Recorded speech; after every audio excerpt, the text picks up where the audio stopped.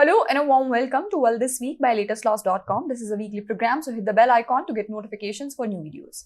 My name is Sheetal Joon, Associate Editor, latestlaws.com, and I will be taking you through the significant orders and judgments passed by various courts in the country and some important international news from this week. Let's begin with Supreme Court this week. The Supreme Court has dismissed a batch of petitions seeking review of the December 11, 2023 judgment, which upheld the centre's August 5, 2019 decision to scrap special status under Article 370 for Jammu and Kashmir and bifurcation the erstwhile state into two union territories, Jammu and Kashmir and Ladakh. A bench of Chief Justice D.Y. Chandrachud and Justice Sanjeev Khanna, Justice B.R. Gawai, Justice Surya Kant, Justice A.S. Bopanna found that there was no error apparent in the judgment, so there was no case for a review.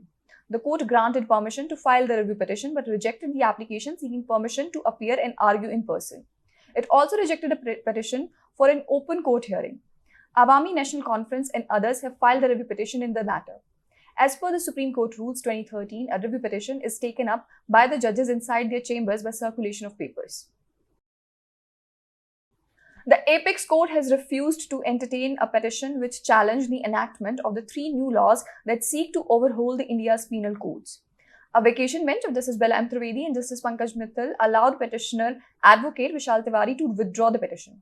The Lok Sabha on December 21, 2023 passed three key legislations, the Bharatiya Nyaya Sanhita, the Bharatiya Nagrik Suraksha Sanhita and the Bharatiya Sakshya Bill, which will replace the Indian Penal Code, the Code of Criminal Procedure and the Indian Evidence Act respectively. Seeking a stay on the operation of the three new laws, the PIL filed by Tiwari had claimed that they were enacted without any parliamentary debate and as most of the opposition members were under suspension. The petition had sought directions from the court for the immediately constitution of an expert committee that will assess the viability of the three new criminal laws. The Supreme Court has waived the interest on income tax dues payable by telecommunication companies, telcos, pursuant to its judgment from October 2023, holding that license fees payable to these companies should be treated as a capital expenditure for the purpose of Income Tax Act. Previously, the top court had ruled that the license fee that telcos pay every year as a percentage to their profit should not be treated as revenue expenditure. The taxable income of telcos is likely to increase owing to this judgment. The issue can be traced back to the NTP 1999, which permitted telecommunication companies to pay their license fee and spectrum fee to the government as a percentage of their yearly income. Telcos started classifying their annual license fee as revenue expenditure since it pertains to the operation of the company. However, the IT department contended that it would be a capital expenditure under the Income Tax Act. The High Courts of Bombay, Karnataka and Delhi ruled in favor of the telcos. However, the Supreme Court held that the manner of payment is irrelevant and the variable license fee payment made after July 1999 are a continuation of the license fee payment, which is a mandatory payment intrinsic to the trade itself. The Apex Court has addressed the importance of allowing junior lawyers to argue before its vacation benches, soliciting cooperation from senior advocates. Underscoring the value of opportunities for the professional growth of younger members of the bar, a bench of Justice P.S. Narasimha and Justice Sanjay Karol highlighted the issue of providing junior lawyers with the platform they need to develop their legal skills and establish their careers. During a hearing on the first day of the vacation in the top court, the bench made a pointed request to senior lawyers, including Abhishek Manu Singhvi and Solicitor General Tushar Mehta. Now let's have an overview of High Courts. The Kerala High Court has ruled that if the right to privacy includes sexual and gender orientation, it certainly includes one's spiritual orientation too. A single judgment of Justice G.R. Swaminathan observed that an individual's right to practice his or her spiritual beliefs is not only protected by Article 25(1) but also a part of Article 21, which provides for the right to privacy. If the right to privacy includes sexual and gender orientation, it certainly includes one's spiritual orientation also. It is open to a person to express the orientation in the manner he deems fit. Of course, it should not affect the right and freedoms belonging to others. So long as the Rubicon is not crossed, it is not open to the state or the courts to impine on one's action, the court observed. The Calcutta High Court, while allowing an appeal filed against the judgment convicting the appellants for the commission of an offence punishable under sections 17C, 18C and 29 of the NDPS Act and sentencing them to suffer rigorous imprisonment for 15 years, held that samples are to be drawn in the presence of the magistrate and duly certified by him. His presence and due certification of the samples drawn give an imprimatur of scanty and insulate the process.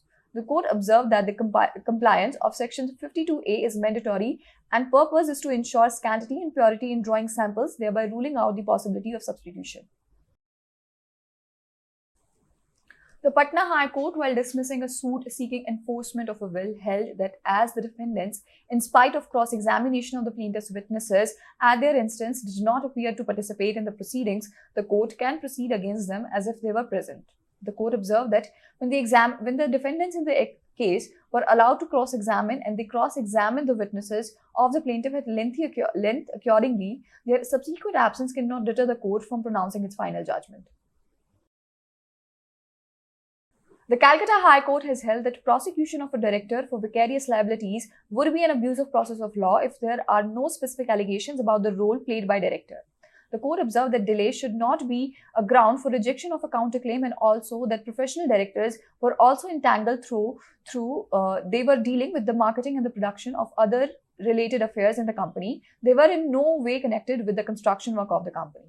The court observed that if there are no specific allegations about the role played by the director sought to be held vicariously liable, then prosecution of the such director is not maintainable, being an abuse of process of law. Moving on to international news this week. A global maritime court has found that greenhouse gases constitute marine pollution, a major breakthrough for small island states threatened by the rise in sea levels caused by global warming. In its first climate-related judgment, the International Tribunal for the Law of the Sea said emission from fossil fuels and other planet-warming gases are absorbed by the oceans count as marine pollution. Its ruling, an advisory opinion that should nevertheless provide a precedent for cases elsewhere, also said countries must go beyond the requirements of the landmark 2015 Paris Agreement to protect the marine environment and the states that depends on it. Thailand's Constitutional Court has accepted a complaint seeking to remove Prime Minister Srettha Thavisin from office for giving a ministerial position to a former lawyer with a criminal conviction. Srettha was not suspended from duty pending a verdict in the case, as has been sought by a group of senators who had complained that the last month's appointment to his cabinet of Pichit Chubanan was a violation of the constitution.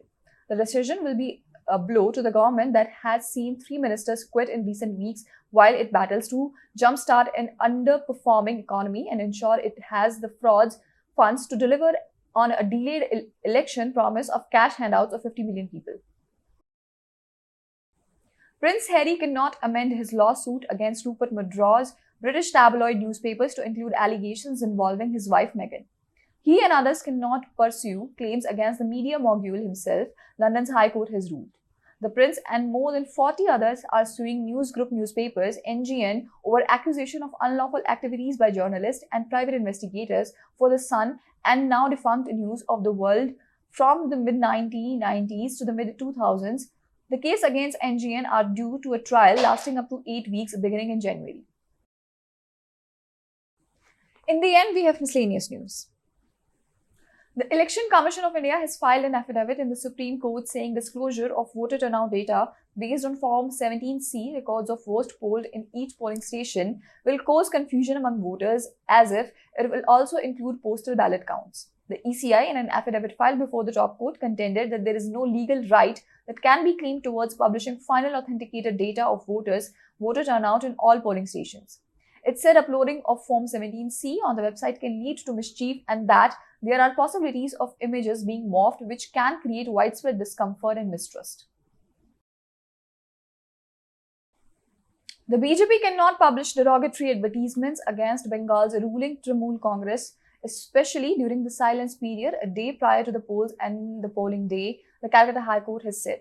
This, the judges said, violates the Model Code of Conduct and the right of the Trinamool Congress and people to fair elections.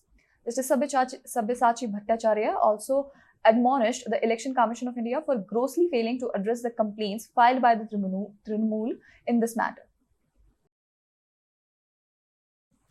Thank you for watching and have a nice day. This is a weekly program, and to get more information, please check the description box, and for weekly updates, like and subscribe to our channel.